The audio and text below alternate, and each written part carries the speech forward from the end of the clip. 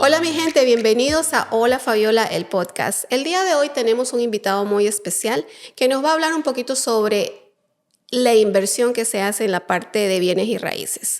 Él se llama Lester Torres. Hola Lester. Hola Fabiola. Muchas gracias por estar aquí, gracias por darnos un poquito de tu tiempo y obviamente todo ese conocimiento que nos vas a dar el día de hoy. Gracias a usted por la invitación y darme la oportunidad de poder brindarle parte de mi conocimiento a las personas que están interesadas en comenzar este camino, Trayecto, sí. este largo camino que toma tiempo. Las personas lo pueden ver fácil una vez que todo está como marchando, pero al principio toma y sobre todo decidirse a hacerlo. Claro, o sea, tener una inversión no es fácil, ¿verdad? Y como vamos a estar hablando durante este tiempo del programa, lo que queremos saber es un poquito, primero comenzar, que ¿quién es Lester? ¿De dónde viene? Bueno, Lester viene de Cuba. Llegué a Estados Unidos en el 2011. En Cuba estaba estudiando algo nada relacionado con el real estate. Estudié biología en Cuba. Me gradué en el 2003. Siempre tuve la idea de poder ser un emprendedor. En Cuba es difícil. Entonces eso fue una de las cosas que me llevó a hacerlo fuera de Cuba. Llegué a Estados Unidos como llegamos la mayoría de los latinos, cruzando frontera. Y con muchos sueños, ¿verdad? Y con muchos sueños. Yo creo que todo inmigrante llega con esas ganas de tener ese sueño hecho realidad. Un sueño muy grande de poder prosperar, de como todo el mundo traer a su familia luego. Yo vine solo al principio porque sabía que era muy difícil poder traer a todos los familiares y amigos y todo lo que quería traer conmigo, pero dando ese paso sabía que detrás podía sucederse. Entonces mi primera escala fue en Miami. En Miami estuve un año. Estuve aplicando a trabajos como biólogo. Nunca pude conseguir ningún trabajo como biólogo en Miami. Entonces comencé trabajando primero en un restaurante, trabajando por las madrugadas. Después me tocó trabajar en un warehouse. Allí, como el único que sabía trabajar en una computadora dentro del warehouse era yo, entonces rápidamente me ascendieron a team leader y entonces podía tener una hora de 16 que trabajaba diaria, podía tener una hora sentado en la computadora entrando toda la información de lo que había entrado y salido ese día del almacén. Okay. Pero era difícil. Me imagino. Al menos tú acostumbrado ya en la parte de biología, ¿verdad? Que en realidad eso es lo que tú haces y esa es tu profesión.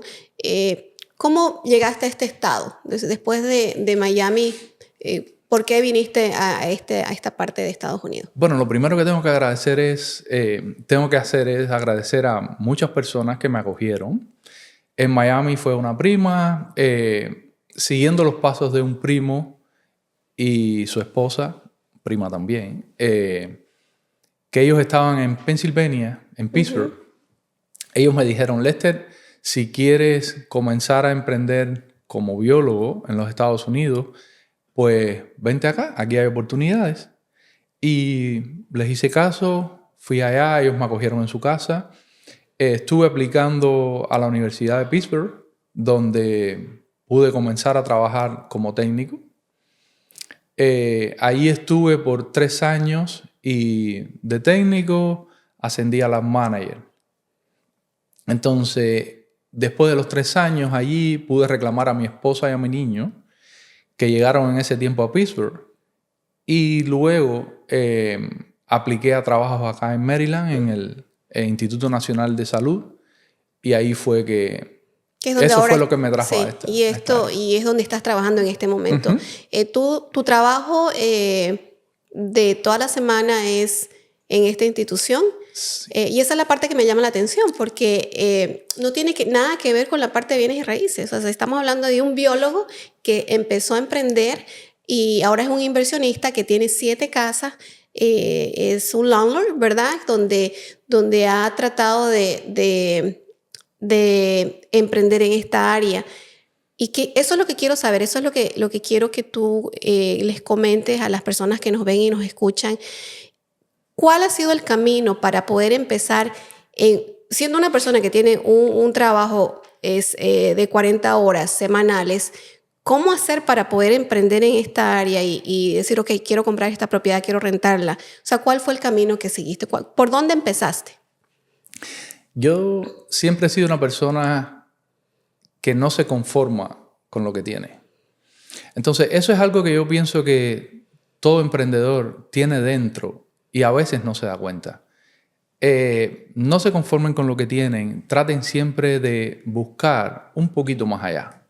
Eso les va a llevar a mejorar su visión en cuanto a la vida, en cuanto al negocio, en cuanto a todo. Entonces, ¿cómo es que el bichito ese se prende en mí? Cuando yo llego, empezamos a trabajar, pudimos comenzar a ahorrar el salario de mi esposa y así fue que pudimos reunir para el down payment de nuestra primera casa. En esa primera casa yo comienzo a aprender cómo construir porque teníamos un basement totalmente sin finalizar y cuando empecé a pedir cuotas eran sumamente caras. Entonces ahí le dije a mi hermano, mis primos, mi familia, siempre he tenido mucho apoyo de todo el mundo. Entonces ellos me ayudaron a comenzar a construir y ahí aprendí. Después las personas cuando llegaban a la casa y veían lo que habíamos hecho, me preguntaban que quién lo había hecho, que si podían replicar esa en su casa. Y entonces ahí fue donde surge la idea de abrirnos una empresa de construcción que se llama Torres Home Improvement. La abrí con mi hermano y entonces nos dedicamos a hacer en horas extras, porque cada uno tiene su full time. En horas extras nos dedicamos a hacer trabajos en otros lugares. Okay. Tengo un muy buen amigo que conoció a una persona y esa persona fue quien lo introdujo a él al real estate. Entonces él me dijo, Lester, mira, me sucedió esto, voy a comprar mi primer apartamento. ¿Te motivas a comprar uno? Yo le dije, bueno, vamos a esperar a ver cómo te va a ti. Y dependiendo de cómo te vaya, pues, el conejito pues ahí, de India. ahí empiezo. Ahí empiezo. Entonces él se lanzó, le fue bien. Más o menos me dio la idea de cómo era, cómo buscar los tenants, cómo hacer los screening. Y así fue que yo comencé en el 2020 con mi primera inversión. Y ahora tienes 7 casas. Sí. Como ya le digo, nunca me conformo. Entonces, al principio te cae aquella ansiedad de ¿dónde consigo los tenants? ¿Habré comprado en un área buena? ¿Se rentará? ¿No se rentará? Siempre hay una preocupación. ¿Estaré poniendo un precio muy alto? Pero ya una vez que ves que logras poner el tenant en tu casa y empiezas a colectar la renta, ya tú dices, bueno, ahora tengo que buscar la próxima.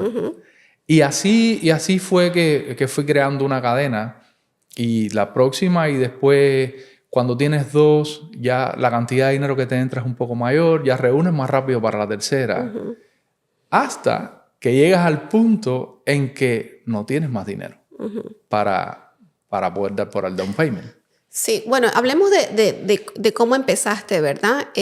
Cuando tú ya compras tu primera casa y decides decir, no, mira, voy a comprar otra casa más, ¿cuál fue el proceso para comprar la segunda casa? El proceso para comprar la segunda casa fue, bueno, pues reunir el dinero y ir por todo el proceso bancario que todo el mundo tiene que hacer. Entonces, no quería arriesgarme en ese momento, por la poca experiencia que tenía, a comprar en otro lugar. Entonces, compré en el mismo condominio donde había comprado el primero y que ya me había ido muy bien. Okay. En menos de una semana, el apartamento se rentó y así ha sido hasta el momento. El vacancy rate ahí ha sido muy bajo. Siempre ha estado ocupado por un tenant. Siempre, sí. Siempre he estado ocupado con los tenants. Entonces, como habíamos aprendido ya en mi casa y ya estábamos haciendo trabajos de construcción para otra gente, lo que usualmente hacemos es no buscamos propiedades que estén en óptimas condiciones. Buscamos propiedades que necesiten alguna reparación y así le puedas aumentar un poco el valor y tengas equity desde el principio. Okay. Para cuando tú compraste la segunda casa, que sería tu primera casa de inversión, ¿cuál fue el trámite de préstamo? ¿Cuánto te pidieron que pongas de down payment? El proceso de calificación, ¿cuál fue tu experiencia? Sí. Ya ahí es un poco diferente. Para la primera propiedad puedes dar tan poco como el 3.5% por conventional loan, o puedes dar un 5%. Ya para las propiedades de inversión, la forma de calificar es un poco diferente porque ya tienes que dar un 20%. Entonces hay varias formas de poderla comprar. Okay. La puedes comprar a título personal, que es como yo lo he comprado hasta el momento. La puedes comprar a nombre de un LLC, que ahí te da un poco más de protección. O la puedes comprar a través de unos programas que se llaman DSCR, Debt Service Coverage Radio, que en lo que se basa ese programa es en cuánto vas a recibir de la renta y no tanto en el income que tú tienes como W2 o 1099 o algo así, que es en lo que se basa más bien el proceso bancario cuando vas a comprar tu propiedad primaria. Sí. Bueno, en tu caso, en esta segunda casa que compraste, tuviste que poner el 20% de down payment para iniciar. Entonces, sí es una clave tener el dinero para empezar este camino como inversionista. Sí, el dinero es importante. Tienes que tener el dinero para el down payment. Entonces, hay una diferencia. Si vas a comprar en un condominio, muchas veces los bancos te piden el 25%. Si vas a comprar single family o townhouses, te piden un 20%. Entonces, sí, el dinero puede ser una barrera en comprar tu primera propiedad o no. Ya después, con las propiedades que le continúan, ya el proceso puede ser un poquito diferente y la obtención del dinero. Ok. Cuando tú me estás hablando de este otro programa que donde el banco lo que ve son las rentas que tú recibes, ¿cuál es el proceso con ese tipo de financiamiento en tu experiencia? Ellos te hacen un tipo de appraisal que es diferente. Entonces es un appraisal que por lo general es un poquito más caro porque ya solo no te analiza el valor de la propiedad que estás comprando. También te hace un análisis más profundo de cuánto sería la renta que se puede cobrar en esa propiedad. Entonces, eso te lo hacen independientemente de si la propiedad está rentada o no. Si la propiedad estuviera rentada, pues ellos ya te tienen en cuenta cuánto el tenant está pagando por la propiedad. Okay. Y siempre y cuando la relación entre lo que tú pagas por el mortgage dividido por la cantidad que estás cobrando como renta de más de un 1%, por lo general tiene que ser un 1.2%, ya entonces el banco ya empieza a pensar en prestarte el dinero. ¿Y cuál es el proceso de calificación? El proceso de calificación es igual que todo. Es muy parecido. Tienes que mandar, lo único que no tienes que mandar es tu 1040. Es decir, tus taxes no tienes que mandarlo. Pero tienes que mandar cuánto income tienes o recibes. Tienes que enviar prueba de que tienes al menos 6 meses cubiertos de pago de mortgage y de homeowner association, si tienes homeowner association. Que para eso yo por lo general uso mi retiro. Okay. Tu retiro puede ser usado para eso. No tienes que sacarlo, solamente tienes que mostrar que tienes ese solo dinero. Solo mostrarlo, que lo tienes ahí en caso de emergencia. No tienes que sacar el dinero de retiro.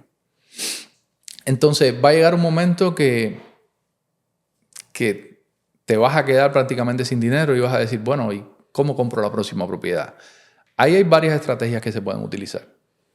Si tienes una propiedad primaria y los intereses están altos como ahora, puedes hacer lo que se llama el HELOC, Home Equity Line of Credit. Con eso vas a pagar intereses según la cantidad de dinero que uses. Con eso podrías usarlo para comprar tu próxima propiedad. Otra forma que se puede hacer es hacer un cash out refinance, que es sacar el dinero que tienes en equity en tu casa, siempre y cuando, dependiendo del banco, tienes que dejar de un 5 a un 20% dentro de la propiedad. Eso no es recomendable ahora por los intereses tan altos. Si los intereses estuvieran bajos, Es Sería una buena recomendable, opción. es recomendable. También puedes hacer eso mismo con las propiedades de inversión. Las propiedades de inversión no te dejan actualmente sacar un HELOC. Es muy difícil que un banco te deje sacar un HELOC de una propiedad de inversión, pero lo que sí puedes hacer es hacer un cash out refinance. ¿Cuánto es el máximo que tú puedes sacar de una casa de inversión? De una casa de inversión hasta un 80%. Ok. Es decir, tienes que dejar un 20% dentro en el HELOC. Esa sería la manera, cash digamos, out. cuando ya una persona ya tiene varias propiedades como tú, que en este caso son 7, esos son otros recursos que pueden ayudar a poder comprar la casa para el down payment. Sí. Esos son otros recursos que se usan. Otro recurso puede ser si tienes retiro, puedes pedir hasta $50,000 prestado al retiro. Que por lo general los intereses cuando pides prestado al retiro son menores. Y como te lo pagas a sí mismo, es un win-win situation. ¿Y hay algún tipo de penalidad si sacas ese dinero para la compra, aunque sea una casa de inversión, o es solamente el interés que tienes que pagar? Sí, no hay penalidad ninguna por esos $50,000. Siempre y cuando lo devuelvas. Lo que hacen es, ellos te lo prestan y te retiran de tu pago semanal, mensual, de tu pay stub, te retiran cierta cantidad de dinero. Por lo general lo tienes que pagar antes de los 5 años. ¿O son 5 años que te Y dan? si dejas el trabajo, tienes que pagarlo de una vez. Inmediatamente. Inmediatamente. Entonces hay unos, si saca eso, dice, no, tengo que quedarme en el trabajo Tienes 5 que años, quedarte en sí el o sí. trabajo hasta que termines de pagarlo. Si no lo pagas, es ahí donde entra la Ahí es donde penalidad, entra la y penalidad. los taxes que tienes que pagar por el retiro Sí. temprano que hiciste. Antes de los 59 años y medio. ¿Cuál ha sido tu experiencia en este transcurso de años con estas propiedades que has tenido? Obviamente que hay de todo, ¿verdad? Hay todo tipo de inquilinos, de tenants, pero ¿cuál ha sido tu experiencia en general? En general mi experiencia ha sido buena. Todo depende de la visión que tengas y del screening que le hagas a los tenants. Importantísimo. Muy importante. Yo sugiero que le chequen el crédito, si es que tienen crédito. Y el background check es muy importante. A veces lo que sucede es que hay personas que vienen a rentarse y no tienen los documentos. Esas personas tienes que usar tu sexto sentido, porque sabes que pueden ser personas buenas que tú no conoces y no tienes forma de chequear su récord crediticio. Entonces ahí tienes que arriesgarte. Hasta ahora a mí me ha salido muy bien. Con este tipo de personas. Solo tengo una historia de una persona que tuve en uno de mis apartamentos, que ella tenía 2 trabajos en el momento que me rentó el departamento. Entonces, durante la pandemia se quedó sin uno de los trabajos y ya no le daba para cubrirme la renta. Entonces... Que me imagino que le pasó a mucha gente, ¿verdad? Y lamentablemente las personas que son inversionistas y dueños de casas o apartamentos también sufrieron parte de... Sí, fue un tiempo muy difícil. En ese momento tienes que llegar a un balance entre tu parte humana y tu parte como persona de negocio. Entonces yo me senté, conversé con ella, le dije, a ver, explícame la situación. Siempre trato de mantener una comunicación abierta, una comunicación abierta con los tenants para que ellos me puedan contar sus problemas y yo trato por todos los medios de entenderlos y darle... Sí es importante la comunicación entre un tenant y un landlord, porque uno tiene que saber exactamente qué está pasando para que uno entienda que no es porque no quieren, sino porque no pueden en ese momento, ¿verdad? Es muy importante y te das cuenta cuando un tenant que nunca, siempre te ha pagado bien, de pronto empieza a pagar tarde. Tú sabes que algo está sucediendo. Entonces, con ese caso específico, yo le ayudé a aplicar a programas del gobierno que le ayudaban a pagar su renta, pero el programa no llegó a tiempo. Entonces, ella decidió que mejor se iba a otro lugar donde la renta fuera más barata para poderme pagar lo que me debía. Ella me debía casi 3 meses. Y yo no le había hecho eviction. Entonces, de sorpresa para mí, cuando ella salió del apartamento, yo dije, bueno, este dinero lo perdí, pero me pagó. Qué bueno. Hizo un plan de pago que se lo puso ella misma y Dentro de lo al que ella cabo de podía. los 4 meses me terminó de pagar. Entonces, no he tenido malas experiencias hasta el momento. Qué bueno, porque eso no pasa. No. Eso es como Sí, a veces es una en un difícil millón. porque ahí es donde digo que entra a jugar la parte de negocio y la parte humana. Porque por lo general, cuando tú vas a rentar con una compañía grande de management, ellos no te dejan pasar más de una semana sin hacerte un eviction. Entonces, yo logré aguantarla por 3 meses sin que me pagara la renta completa y al final me salió bien. Me pudo haber salido mal. Claro. Me pudo haber salido Claro, mal. hubiera tenido esa pérdida, que es algo que yo creo que uno siempre va a haber ese riesgo, ¿verdad? Como uno dice, bueno, te rento la casa, me persino y espero que todo salga bien, que tengan el trabajo que necesitan para que salga adelante su familia y también pueda cubrir la parte de la renta que estoy cobrando. Definitivamente sí es riesgoso, pero si uno no arriesga, no gana. No gana. Yo tiendo a arriesgar bastante. Porque, es decir, como inversionista no tengo miedo. Yo digo que como llegué de Cuba, no llegué en negativo, no llegué en cero, llegué en negativo. Yo llegué con deuda y así mismo no tengo miedo de endeudarme siempre y cuando sea para generar más. No para irme a la playa, no para irme a un restaurante. Siempre y cuando sea para invertir. Hay negocios que te pueden salir bien, otros te pueden salir mal.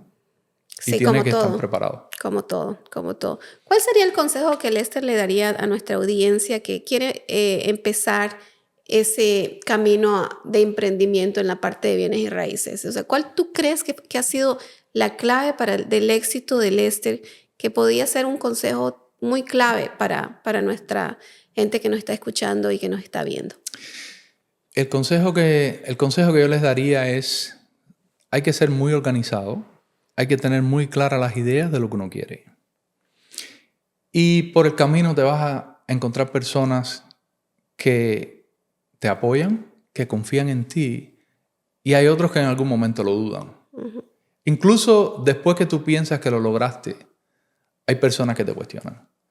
Y a veces no entiendo por qué, pero sucede. Entonces vas a tener personas ayudándote y como yo diría, rocas en el camino que tienes que aprender a saltar y continuar adelante.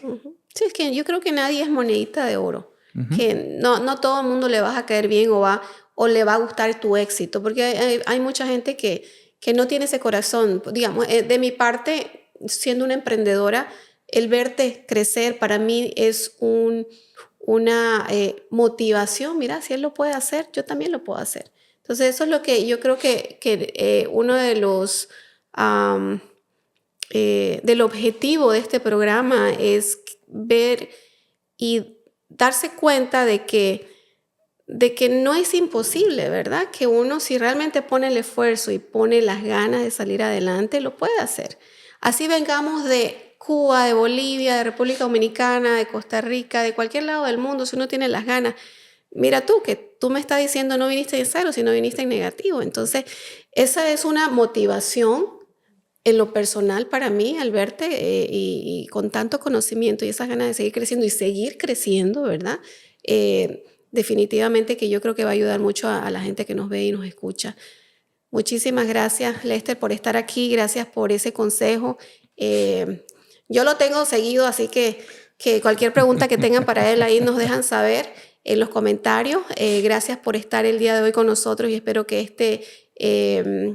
este testimonio de Lester haya sido un testimonio para que ustedes también se animen y puedan emprender y no realmente solamente en lo que son bienes y raíces, en lo que ustedes quieran hacer.